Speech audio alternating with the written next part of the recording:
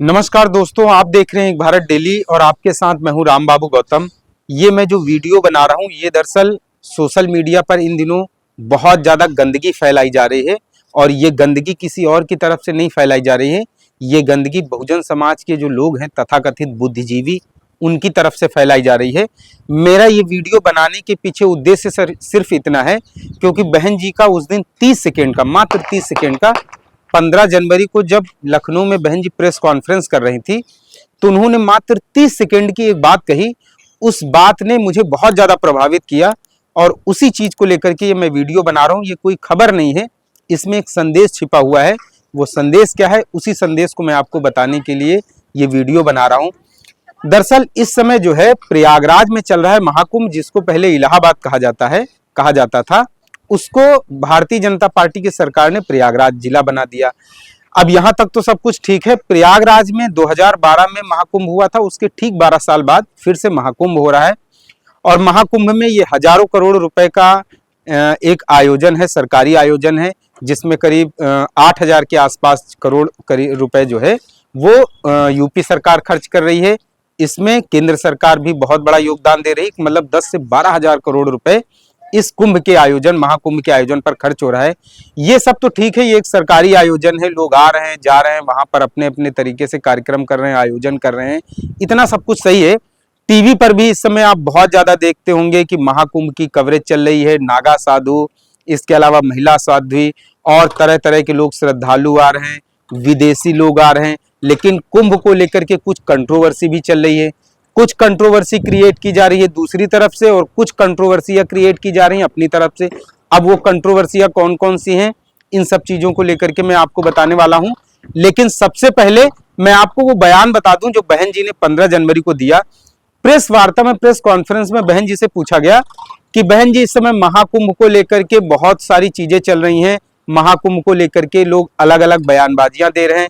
उसमें से एक बयान जो है चंद्रशेखर के बयान का भी उदाहरण दिया गया कि चंद्रशेखर ने कहा है कि महाकुंभ में वो लोग जाएं जिनको अपने पाप धुलने हो, उन्होंने तो अपने जीवन में कोई पाप किया ही नहीं है। इसके अलावा ये सिर्फ चंद्रशेखर का उदाहरण नहीं है, मैं देख रहा हूँ सोशल मीडिया पे, ट्विटर पे और यूट्यूब पे भी बहुत सारे लोग वीडियो बना रहे हैं।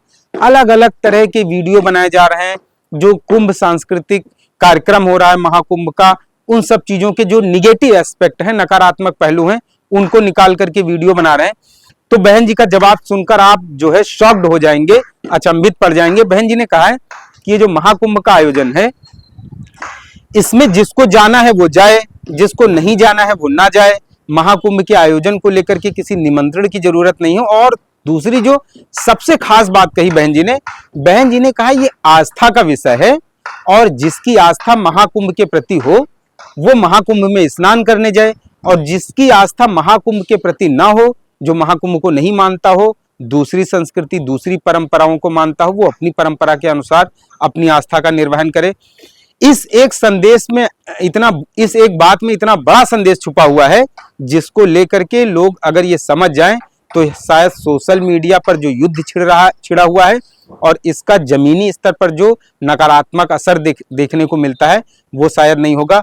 बहुत सारे, मैं आपको एक दिन मैं एक ऐसा वीडियो बनाऊंगा जिसमें बहुत सारे लोगों की गिरफ्तारियां हुई हैं सिर्फ इस वजह से कि हिंदू धर्म के आयोजनों को लेकर के, हिंदू धर्म के तीज त्योहारों को लेकर के, हिंदू धर्म के देवी देवताओं पर नकारात्मक टिप्पणियों को लेकर के बहुत सारे लोगों पर मुकदमे हुए हैं और वो बेचारे जेलों में बंद हैं।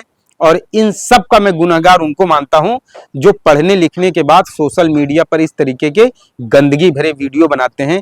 किसने कहा है आपको महाकुंभ में जाने के लिए, या फिर किसने कहा है आपको हिंदू धर्म की नकारात्मक चीजों पर टिप्पणी करने के लिए? संविधान सबको बराबरी का हक देता है, संविधान आपको अपनी आस्था के मुताबिक जीने का अधिकार देता है।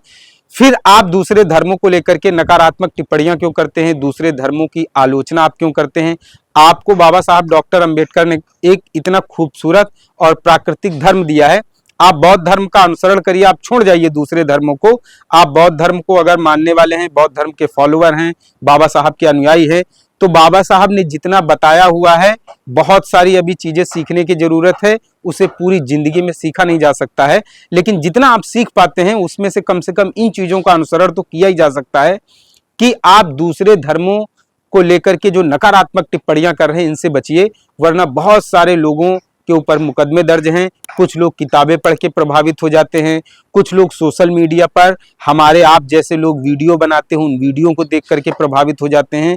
तो मेरा ये वीडियो बनाने के पीछे उद्देश्य यही है कि आप दूसरे धर्मों के आयोजनों पर, उनके देवी देवताओं पर नकारात्मक टिप्पणियां करने से बचें। और आपको इन टिप्पणियों से कोई लेना देना नहीं है, आपको सिर्फ और सिर्फ सकारात्मक तरीके से काम करना है।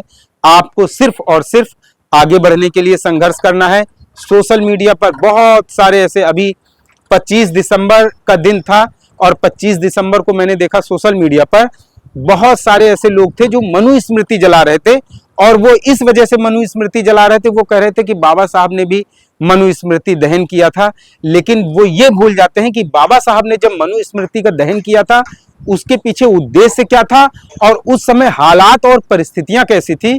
उस समय मनुस्मृति का दहन उस व्यवस्था का विरोध करने के लिए किया गया था जिस व्यवस्था ने कई सदियों तक, कई दशकों सालों तक शोषण किया था समाज का।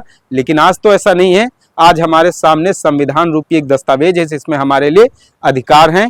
तो हम उन अधिकारों को पाने के लिए संघर्ष कर सकते हैं सकारात्मक तरीके, ना कि दूसरे की आस्था, दूसरे के धर्मों का विरोध करके। सोशल मीडिया पे मैंने बहुत सारे देखे, अभी कई सारे लोगों के ऊपर मुकदमे हुए हैं और वो बेचारे जेलों में बंद हैं। गरीब लोग हैं, मिडिल क्लास के लोग हैं, हमारे आपके अपने समाज के लोग हैं। बहुत सारे ऐसे लोग हैं, जब आदमी एक बार जेल चला जाता है परिवार का किसी की, तो उस परिवार पर क्या बीतती है, उसके ऊपर कितनी यातनाएं झेलनी पड़ती हैं, उसका रोजगार कैसे प्रभावित हो जाता है, उसके परिवार पर मुसीबतें कितनी ज्यादा आ जाती हैं। कोर्ट कचहरी के थानों के चक्कर लगाते लगाते उसका क्या होता है। तब ना तो हमारे आप जैसे ये यूट्यूब पर वीडियो बनाने वाले आते हैं, तब ना तो हमारे आपके बीच में कोई वकील उनकी मदद करने आता है, तब ना तो हमारे आपके बीच से निकले हुए कोई नेता उनकी मदद करने आते हैं। हाँ, तब जरूर जाते हैं अगर कोई किसी की हत्या हो जाए, किसी की मर्डर हो जाए, तब वहां पूरा लाव लश्कर लेकर के पहुंच जाते हैं, क्योंकि उससे संदेश देना होता है, राजनीति चमकानी होती है, उससे चेहरा चमकाना होता है, उससे ये मैसेज देना होता है कि हम दलितों के मसीहा हैं, रहनुमा हैं, हम ही दलितों की लड़ाई लड़ेंगे। तो इस तरीके के झांसों में, इस तरीके की बातों में आपको बिल्कुल नहीं फंसना है। आपको साधारण तरीके से संघर्ष करना है, सकारात्मक तरीके से आगे बढ़ना है।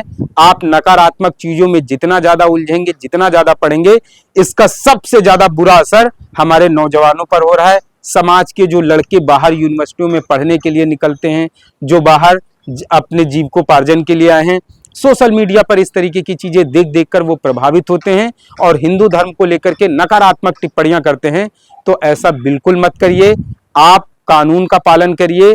आप अगर बाबा साहब डॉक्टर अंबेडकर के, मान्यवर कांसीराम साहब के अनुयायी हैं, अगर आपने नारायण गुरु को, अगर आपने ज्योतिबा फुले को, अगर आपने छत्रपति शाहू जी महाराज को पढ़ा है, अगर आप बहुजन महापुरुषों की जीवनी आपने पढ़ी है, उनके संघर्ष को देखा है, तो उसका उद्देश्य यही है कि आपको भी संघर्ष करके आगे बढ़ना है। वो दौर दूसरा था जब धर्म को लेकर के एक विद्रोह छिड़ा हुआ था, मनुस्मृति का दहन किया गया था, खुलेआम जो है हिंदू धर्म की आलोचनाएं हो रही थी, बहुत सारी चीजें थी। लेकिन अब इन सब चीजों की कोई जरूरत नहीं। अब आपको सकारात्मक तरीके से आगे बढ़ना है।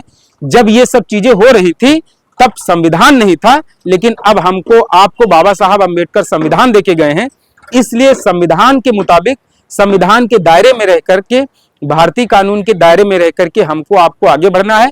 लेकिन अगर कहीं पर हमारा शोषण हो रहा है, अगर कहीं पर हमारे साथ गलत हो रहा है, अगर कहीं हमारे साथ अन्याय हो रहा है, तो हमें चुप भी नहीं बैठना है। क्योंकि बाबा साहब डॉक्टर अंबेडकर ने एक और चीज बोली थी, उन्होंने कहा था कि जुल्म करने वाले से जुल्म सहने वाला ज्यादा गुनहगार होता है।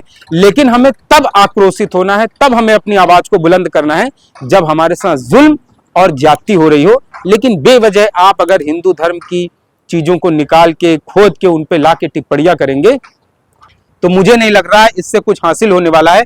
हाँ, नुकसान जरूर होता है। नुकसान गरीबों का होता है, जो स्टूडेंट यूनिवर्सिटियों में पढ़ने आते हैं। कई बार विचारधारा के नाम पर आमने सामने टकराव हो जाता है और उनके ऊपर मुकदमे हो जाते हैं और उससे परिवार उनका बहुत पीड़ित होता है। मैं अंबेडकर यूनिवर्सिटी में एक बार लखनऊ में था, उसके अलावा एक बार लखनऊ विश्वविद्यालय में था। मैंने दो गुटों के बीच में ऐसा शानदार समझौता कराया था, तो उनके बीच में आपसी मनमुटाव घट गया था और उसके बाद दोनों को मैंने एक साथ बैठा के समझाया भी था। तो कोशिश करिए जो है तनाव की चीजें हमारे बीच में ना हो। हम लोगों को यहीं पर रहना है, यहीं पर साथ में जीना है, साथ में मरना है, साथ में संघर्ष करना है। तो इस तरीके की जो चीज़ें लोग कर रहे हैं सोशल मीडिया पर, ऐसा करने से मुझे नहीं लगता है कि कुछ बहुत बड़ा हासिल होने वाला है। अगर सोशल मीडिया पे काम करना है, ट्विटर पे काम करना है, यूट्यूब पे वीडियो बनाने हैं, तो मुझे लगता है कि सकारात्मक पहलुओं को सामने लाना चाहिए। महापुरुषों ने किस उद्देश्य के साथ संघर्ष किया था, किन चीज़ों के साथ विरोध किया था, उन सब चीज़ों को सीखकर आगे बढ़ने की जरूरत है। टकराव से मुझे नहीं लग रहा कुछ बहुत ज्यादा हासिल होने वाला है। तो इस वीडियो को लेकर के आपकी अपनी राय क्या है, आप हमें कमेंट करके जरूर बताएं। आपसे अपील है, एक भारत डेली को शेयर और सब्सक्राइब जरूर करते रहें। धन्यवाद।